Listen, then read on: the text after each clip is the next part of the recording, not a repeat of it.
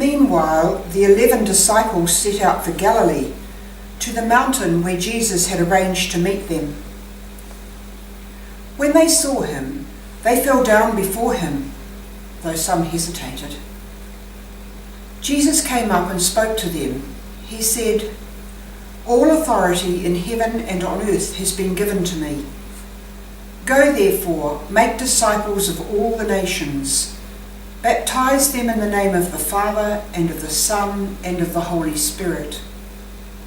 And teach them to observe all the commands I gave you. And know that I am with you always, yes, to the end of time." So these are Jesus' last words to us before he ascends to be with his Father. And they're all about authority and power. Now, we don't have to think too hard to think of what most people recall when they hear the words authority and power. It could be something from their school days when the teacher was the authority in the classroom and had power over them. It could be something in the political arena. It could be something in the civil service. It could be something in an intimate relationship, a marriage relationship. So what does Jesus mean when he talks about authority and power? Authority is something that is vested in a person, usually in a formal way. And so Jesus invests his authority in his disciples, in other words, in us. And power is kind of hand in hand with authority. Now, the kind of power that I talked about at the beginning was what we would call power over. James and Evelyn Whitehead in the 1980s wrote about the 5 faces of power, and one of them was power over, which is what we mostly think about when we hear the word power. But they were pointing out that power on behalf of, or power for, is really, really important. And this is what Jesus is talking about. He's giving us power to cause good effects among people.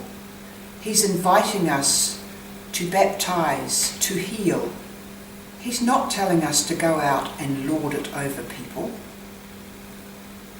And so we have to be careful that when we go out to people, we go out as servants. We go out prepared to be persecuted as he was.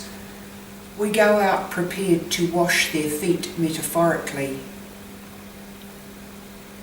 All these things demand a great humility from us, a great groundedness in who we really are. And we discover this in our time of prayer, our quiet time with God, whether it be first thing in the morning, last thing at night, a walk in the garden, contemplating a candle burning. Just those few minutes of quiet time help us discover who we really are before Jesus and cause us to give thanks to God. So let's go out and follow what Jesus is asking us to do. And what he said was, make disciples of all the nations, baptize them in the name of the Father and of the Son and of the Holy Spirit, and teach them to observe all the commands I gave you. And let's remember that the 2 commands he gave us were to love God and love neighbour, and of course ourselves as our neighbour.